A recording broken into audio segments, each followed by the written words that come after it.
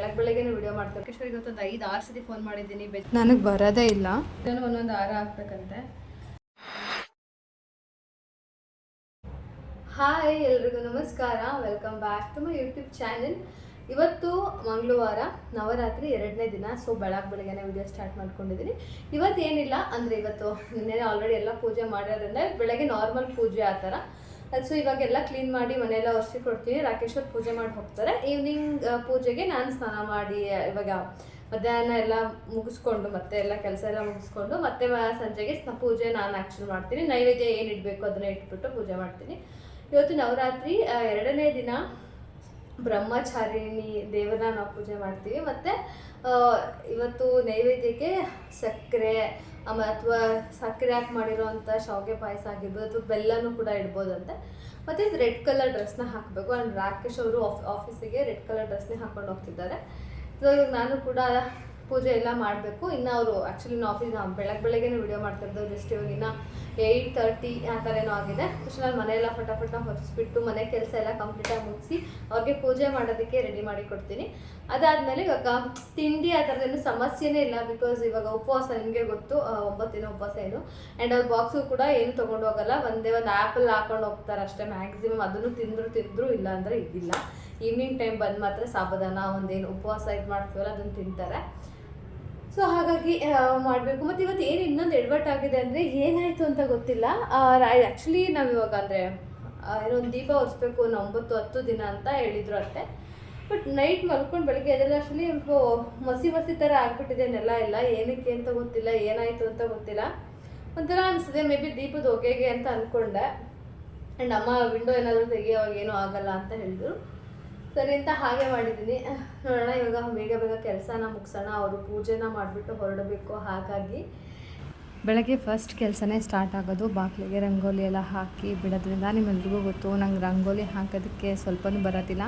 ಏನೇನೋ ವೀಡಿಯೋಸ್ ಎಲ್ಲ ನೋಡಿಕೊಂಡು ನಂಗೆ ಹೆಂಗೆ ಬರುತ್ತೆ ಹಾಗೆ ಹಾಕೋದಕ್ಕೆ ಸ್ಟಾರ್ಟ್ ಮಾಡಿದೆ. ರಂಗೋಲಿ ಎಲ್ಲ ಹಾಕಿ ಕುಂಕುಮ ಎಲ್ಲ ಇಟ್ಟು ಮನೆಯೆಲ್ಲ ಕಸ ಗುಡಿಸಿ ಒರೆಸ್ಕೊಂಡು ಸ್ವಲ್ಪ ಪಾತ್ರೆ ಇತ್ತು, ಸ್ವಲ್ಪ ಪಾತ್ರೆ ಎಲ್ಲ ನೀಟಾಗಿ ವಾಶ್ ಮಾಡಿಟ್ಟೆ. ಕಿಚನೆಲ್ಲ ಗ್ಯಾಸ್ ಎಲ್ಲನೂ ಎವ್ರಿಡೇ ವಾಶ್ ಮಾಡ್ತೀವಿ ಮಾರ್ನಿಂಗ್ ಮತ್ತು ಈವ್ನಿಂಗ್. ಸೊ ಅದು ಕೂಡ ವಾಶ್ ಮಾಡಿಕೊಂಡು ಅಷ್ಟು ರಾಕೇಶ್ವರ್ಗೂ ಕೂಡ ಪೂಜೆ ಮಾಡಬೇಕಾಗಿತ್ತಲ್ವ. ಸೊ ಹಾಗಾಗಿ ಎಲ್ಲನೂ ರೆಡಿ ಮಾಡಿ ಕೊಟ್ಟೆ. ಬೆಳಗ್ಗೆ ಎದ್ದ ತಕ್ಷಣ ಕೆಲಸ ಮುಗಿಸ್ಬಿಟ್ರೆ ಬೇಗ ಆಗೋಗುತ್ತೆ ಅನಿಸುತ್ತೆ. ಮಧ್ಯಾಹ್ನ ಟೈಮಲ್ಲಿ ಇಟ್ಕೊಂಡ್ರೆ ಕೆಲಸಗಳು ಮಾಡಬೇಕಾ ಅನ್ನೋ ಥರ ನನಗೆ ಸ್ವಲ್ಪ ಸೋಂಬೇರಿತನ ಬಂದುಬಿಡುತ್ತೆ. ಸೊ ಹಾಗಾಗಿ ಬೆಳಗ್ಗೆನೇ ಎಲ್ಲ ಕೆಲಸನೂ ಕೂಡ ಫಟಾಫಟ್ ಅಂತ ಮುಗಿಸ್ಕೊಂಡೆ.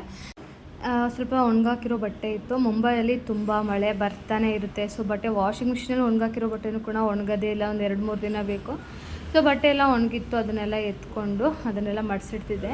ಬಟ್ಟೆ ಎತ್ಕೊಬಂದು ಮಡಿಸಿಡ್ದೆ ತುಂಬ ದೊಡ್ಡ ಕೆಲಸ ನಿಜವಾಗ್ಲೂ ನನಗೊತ್ತು. ನಮ್ಮನೇಲಿ ಸ್ವಲ್ಪ ಜಾಸ್ತಿ ಬಟ್ಟೆನೇ ಆಗುತ್ತೆ, ಇರೋದೇ ಇಬ್ಬರು, ಬಟ್ ಆದರೂ ತುಂಬ ಜಾಸ್ತಿ ಬಟ್ಟೆ ಆಗುತ್ತೆ. ಮೊದಲೆಲ್ಲ ಅಂದರೆ ಸ್ಟಾರ್ಟಿಂಗ್ ಈ ಮನೆಗೆ ಬಂದಾಗ ಕೈಯಲ್ಲೇ ವಾಶ್ ಮಾಡ್ತಿದ್ದೆ. ಇಬ್ಬರೆಲ್ಲ ವಾಷಿಂಗ್ ಮಿಷಿನ್ ಬೇಡ ನಮಗೆ ಅಂತ ಹೇಳಿಬಿಟ್ಟಿದ್ದೆ. ಆಮೇಲೆ ಬಟ್ಟೆ ಆಗೋ ರೇಂಜ್ ನೋಡಿ ರಾಕೇಶ್ವರೇ ಬೇಡ ಇರಲಿ ಅಂತ ಅವ್ನು ತೊಗೊಂಡು ಬಂದರು.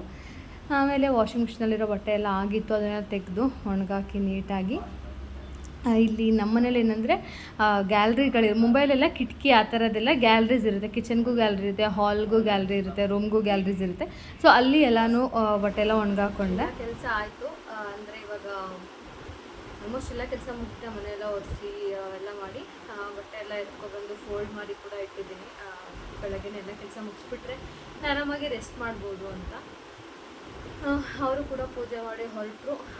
ಇವಾಗ ಸ್ವಲ್ಪ ಯಾಕೋ ಹಸುವಾಗ್ತಾಯಿತ್ತು. ಆಲ್ಮೋಸ್ಟ್ ಟೈಮ್ ಆಗೋಗಿದ್ದಲ್ವ, ಹಸುವಾಗ್ತಿತ್ತು. ಸೊ ಹಾಗಾಗಿ ಎಸ್ಟರ್ಡೇ ಕಟ್ ಮಾಡಿ ಸ್ವಲ್ಪ ಪಪ್ಪಾಯ ಪಪ್ಪಾಯ ಇಟ್ಟಿದ್ದೆ. ಸೊ ಪಪ್ಪಾಯ ಇದೆ ಮತ್ತು ಸೀತಾಫಲ ಹಣ್ಣಿದೆ.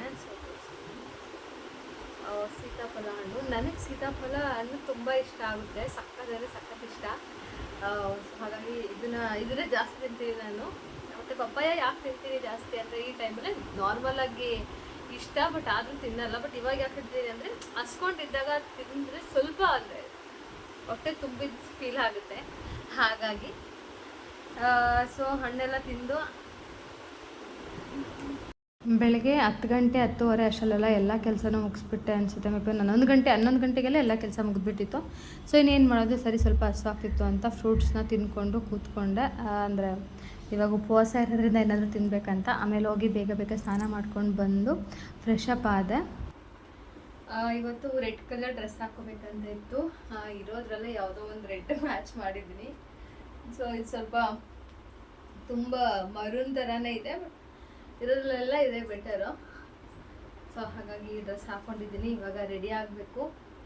ರೆಡಿ ಇನ್ನೇನಿಲ್ಲ, ನಾರ್ಮಲಾಗಿ ಫೇಸ್ಗೆ ಮಾಯ್ಶ್ಚರೈಸರ್ ಆ್ಯಂಡ್ ಸನ್ಸ್ಕ್ರೀನ ಹಾಕೋಬೇಕಷ್ಟೇ. ಸಂಜೆ 6 ಗಂಟೆಗೆ ಪೂಜೆ, ಇಷ್ಟೊತ್ತಿಗೆ ರೆಡಿಯಾಗಿ ಕುತ್ಕೊಳ್ಳಲ್ಲ ಅಂತ ಲೇಟಾಗಿ ರೆಡಿ ಆಗೋಣ ಜನಕ್ಕೆ ಅಂತ. ಸೊ ಇದು ನನ್ನ ಡ್ರೆಸ್. ಸೊ ಬೇಗ ಬೇಗ ರೆಡಿ ಆಗಿಬಿಡೋಣ. ಮನೆ ಬೆಳಗ್ಗೆ ಪೂಜೆ ಆದಮೇಲೆ, ಯಾಕಂದರೆ ಬೆಳಗ್ಗೆ ಪೂಜೆಗೆ ಮುಂಚೆನೇ ಎಲ್ಲ ಕೆಲಸ ನಾವು ಮುಗಿಸಿರ್ತೀವಲ್ವ, ಸೊ ಟೈಮೇ ಹೋಗೋದಿಲ್ಲ. ಟೈಮ್ ಪಾಸ್ ಮಾಡಿ ಮಾಡಿ ಸಾಕಾಗೋಗುತ್ತೆ. ನಾನಂತೂ ರಾಕೇಶ್ವರಿಗೆ ಇವತ್ತೊಂದು 5-6 ಸತಿ ಫೋನ್ ಮಾಡಿದ್ದೀನಿ ಬೇಜಾರಾಗ್ತಿದೆ ಅಂತ. ಅಡುಗೆ ತಿಂಡಿ ಇದ್ದರೆ ಬೆಳಗಿನ ಸಂಜೆ ಅವರು ತುಂಬ ಕೆಲಸ ಹೊರಟೋಗ್ಬಿಡುತ್ತೆ. ಬೆಳಗ್ಗೆ ಟೈಮ್ ಕೆಲಸ ಮುಗ್ಸೋಕ್ಕಾಗಲ್ಲ. ಅವ್ರಿಗೆ ತಿಂಡಿ ಮಾಡಿ ಬಾಕ್ಸ್ ಮಾಡಿ ಕಳ್ಸೋ ಅಷ್ಟಲ್ಲೇ ಸಾಕಾಗ್ಬಿಡುತ್ತೆ. ಮತ್ತೆ ಮನೆ ಕೆಲಸ, ಮತ್ತೆ ಅಡುಗೆ, ಮತ್ತೆ ಕೆಲಸ ಆ ಥರ ಆಗುತ್ತೆ. ಅವಾಗೆಲ್ಲ ಅಯ್ಯೋ ಕೆಲಸ ಇಷ್ಟೊಂದಿದೆಯಾ ಅನಿಸ್ತಾ ಇತ್ತು. ಇವಾಗ ಕೆಲಸನೇ ಇಲ್ವಲ್ಲ ಅನಿಸ್ತಾ ಇದೆ. ಯಾಕಂದ್ರೆ ಅಡುಗೆ ತಿಂಡಿ ಏನೂ ಇಲ್ಲ, ಮಾಮೂಲಿ ಬೆಳಗ್ಗೆನೇ ಇರೋ ಕೆಲಸ ಎಲ್ಲ ಬೆಳಗ್ಗೆ ಪೂಜೆ ಅಷ್ಟರಲ್ಲಿ ಮುಗಿಸ್ಬಿಟ್ಟಿರ್ತೀವ. ಸೊ ಆಗ ಕೆಲಸಗಳೇ ತುಂಬ ಕಮ್ಮಿ ಆಗಿಬಿಡುತ್ತೆ.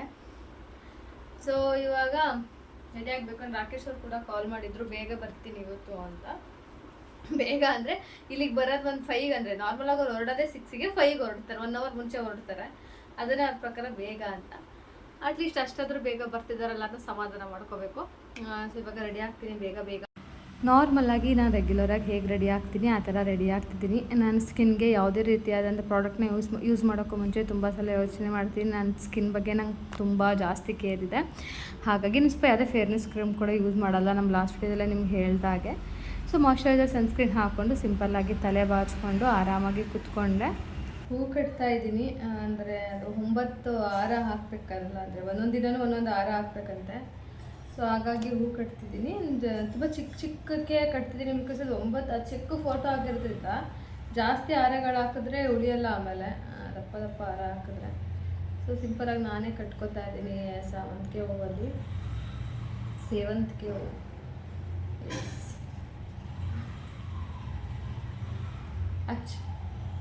ಆ್ಯಕ್ಚುಲಿ ಈ ಹೂವೆಲ್ಲ ಊರಿಂದ ಅತ್ತೆ ಕೊಟ್ಟು ಕಳಿಸಿದ್ರು.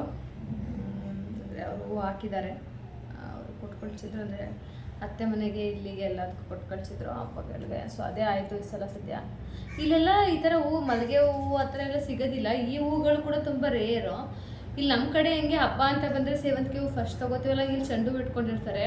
ಹಾರ ನಮ್ಮ ಸೈಡ್ ಥರ ಹಾರ ಅಂತೂ ತುಂಬ ರೇರ್ ಸಿಗೋದು. ಚೆಂಡು ಹೂವಿನ ಹಾರ ಆ ಥರ ಸಿಗುತ್ತೆ ಜಾಸ್ತಿ ಇಲ್ಲಿ. ಸುಗಂಧರಾಜದಲ್ಲಿ ಮಾಡ್ತಾರಲ್ಲ ಹೂವು, ಆ ಥರ ಹಾರ ಸಿಗೋದಿಲ್ಲ ಇಲ್ಲಿ. ತೀರಾ ಬೇಕು ಅಂದರೆ ದೊಡ್ಡ ದೊಡ್ಡ ಮಾರ್ಕೆಟ್ಗಳಿಗೆ ಹೋಗ್ಬಿಟ್ಟು ಹೇಳಿ ಮಾಡಿಸ್ಕೋಬೇಕು. ಲಾಸ್ಟ್ ಟೈಮ್ ನಮ್ಮ ಮನೆ ವರಮಹಾಲಕ್ಷ್ಮೀಲಿ ನಮ್ಮ ಅವ್ವ ಹೇಳಿ ಮಾಡಿಸಿದ್ರು. ಸ್ವಲ್ಪ ಅಂದರೆ ಊರಿಂದ ಕಂಪೇರ್ ಮಾಡಿದ್ರೆ ಇಲ್ಲಿ ಸ್ವಲ್ಪ ಕಾಸ್ಟ್ಲಿ ಇರುತ್ತೆ. ನಾನು ಸ್ಟಾರ್ಟಿಂಗ್ ಬಂದಾಗ ಪೂಜೆಗೆ ಚೆಂಡು ಹೂವು ತೊಗೊಬಂದೆ. ರಾಕೇಶ್ವರ ಇದ್ಯಾಕ್ರಿ ಈ ಹೂವು ತೊಗೊಬಂದಿದ್ದೀರಾ ಅಂತ. ಅದೇ ಇಲ್ಲೆಲ್ಲ ಅದೇ ಸಿಗೋದು, ಇಲ್ಲೆಲ್ಲ ಚೆಂಡು ಹೂವನೇ ಜಾಸ್ತಿ. ನಿಂಗೆ ಮಲ್ಲಿಗೆ ಹೂವು ತೊಗೊಂಡು ಕೊಡ್ತಾರೆ ಆ ಟೈಮ್. ಇದೇ ಬರೋ ಫೀಲ್ ಆಗ್ತಿದೆ. ಇನ್ನು ಟೈಮ್ ಇನ್ನೂ 4:15. ಇನ್ನು ಅವ್ರು ಬರೋವರೆಗ ಇದೇ ಥರ ತುಂಬಿಸ್ತಾ ಇರ್ತೀನಿ ಕೂತ್ಕೊಂಡು. ಅಂದರೆ ಅವರು ನಾರ್ಮಲಾಗಿ ಬರೋ ಟೈಮಿಗೆ ಬರ್ತೀನಿ ಅಂತ ಇದ್ದರೆ ನಾನು ತಲೆ ಕೆಡಿಸ್ಕೊಳ್ಳೋ ಸುಮ್ಮನೆ ಆಗಿಬಿಡ್ತೀನಿ. ಇವಾಗ ಮುಂಚೆ ಬರ್ತೀನಿ ಅಂತ ಏನಾದರೂ ಮೊದಲೇ ಹೇಳಿದರೆ ನನ್ನ ಬಂದ್ರ ಅಂತ ವೆಯ್ಟ್ ಮಾಡಿನೇ ಅರ್ಧ ನಿದ್ದೆ, ತಲೆನೋವು ಎಲ್ಲ ಬಂದಿರುತ್ತೆ. ಅರ್ಧ ಗಂಟೆ ಹೊರಡ್ತಾರೆ. ಮಿನಿಮಮ್ 1 ಅವರ್ ಬೇಕು ಬರೋಕ್ಕೆ. ಟ್ರಾಫಿಕ್ ಇರುತ್ತೆ. ಇವಾಗ ಮಳೆ ಇದ್ದರೆ ಎಲ್ಲ ಸ್ವಲ್ಪ ಜಾಸ್ತಿ ಲೇಟ್ ಆಗುತ್ತೆ. ಬೈಕಲ್ಲಿ ಹೋಗ್ಬಿಟ್ರೆ ಒಂದು 1/2 ಅವರ್ 40 ಮಿನಿಟ್ಸ್ಗೆಲ್ಲ ಬಂದುಬಿಡ್ತಾರೆ. 40 ನಿಮಿಷಕ್ಕೆಲ್ಲ ಮನೆಗೆ ಬಂದುಬಿಡ್ತಾರೆ. ಇವಾಗ ಮಳೆ ಇರೋದ್ರಿಂದ ಬೈಕ್ ತೊಗೊಂಡು ಹೋಗ್ತಾಯಿಲ್ಲ, ಮನೆಯಲ್ಲ ರಿಲ್ಸ್ ಹೋಗ್ತಾರೆ, ಆಟೋದ ಕ್ಯಾಬಲ್ಲಿ ಹೋಗ್ತಾರೆ. ಹಾಗಾಗಿ ಇನ್ನು ಪೂಜೆ ಎಲ್ಲ ಮಾಡಿ ಮುಗಿಸಿ, ಅಂದರೆ ಇವಾಗೆಲ್ಲ ಏನೋ ದೇವ್ರ ಪಾತ್ರೆ ಎವ್ರಿಡೇ ಬೆಳಗಬಾರ್ದು ಅಂತ ಹೇಳಿದರು ಅತ್ತೆ. ಸೊ ಹಾಗಾಗಿ ನಾರ್ಮಲಾಗಿ ಬೇಸಿಕ್ ಹೂವುಗಳೆಲ್ಲ ಚೇಂಜ್ ಮಾಡಿಬಿಟ್ಟು ಪೂಜೆ ಎಲ್ಲ ಮಾಡಿದೆ. ಇನ್ನು ರಾಕೇಶ್ವರ್ ಬರೋ ಅಷ್ಟರಲ್ಲಿ ಅವ್ರಿಗೇನ ಊಟಕ್ಕೆ ರೆಡಿ ಮಾಡ್ಕೋಬೇಕಲ್ಲ. ಮೊದಲೇ ಹೇಳಿದಾಗೆ ಸಾಬುದಾನ, ಆಲೂಗೆಡ್ಡೆ ಎಲ್ಲ 2 ಯೂಸ್ ಮಾಡ್ಬೋದು, ಬೇರೆ ಏನು ಯೂಸ್ ಮಾಡೋಂಗಿಲ್ಲ. ಯೂಟ್ಯೂಬ್ಸ್ ಅದೆಲ್ಲ ನೋಡಿ ನವರಾತ್ರಿಲಿ ತಿನ್ನೋಂಥ ಉಪವಾಸದ ಫುಡ್ಸ್ ಏನಿರುತ್ತೆ ಅಂತ ಎಲ್ಲ ನೋಡಿಕೊಂಡು ನನಗೆ ಎಷ್ಟು ಬರುತ್ತೆ ಅಷ್ಟು ಪ್ರಿಪೇರ್ ಮಾಡಿದೆ. ಬಿಕಾಸ್ ಅವ್ರಿಗೂ ಅಂದರೆ ಅವ್ರಿಗೂ ಒಂದೇ ಥರ ತಿನ್ನೋದಾಗಿ ಬೇಜಾರಾಗುತ್ತಲ್ವ. ಮಾಡೋದ್ರಲ್ಲಿ ಸ್ವಲ್ಪ ಡಿಫ್ರೆಂಟಾಗಿ ಮಾಡಿದ್ರೆ ಅವರು ಸ್ವಲ್ಪ ಇಷ್ಟಪಟ್ಟು ತಿಂತಾರೆ ಅಂತ ಹೇಳಿಬಿಟ್ಟು ಏನೋ ಒಂದು ಎಕ್ಸ್ಪೆರಿಮೆಂಟ್ ಮಾಡಿದೆ. ಅವರು ತಿಂದರು, ಇಬ್ಬರು ತಿಂದು ಮಲ್ಕೊಂಡ್ವಿ. ಇದಾಗಿತ್ತು ಇವತ್ತಿನ ನಮ್ಮ ವಿಡಿಯೋ. ವಿಡಿಯೋ ಇಷ್ಟ ಆಗಿದ್ರೆ ಪ್ಲೀಸ್ ಒಂದು ಲೈಕ್ ಮಾಡಿ, ಹಾಗೆ ನನ್ನ ಯೂಟ್ಯೂಬ್ ಚಾನಲ್ನ ಸಬ್ಸ್ಕ್ರೈಬ್ ಮಾಡ್ಕೊಳ್ಳೋದನ್ನ ಮರಿಬೇಡಿ. Thank you so much. Bye.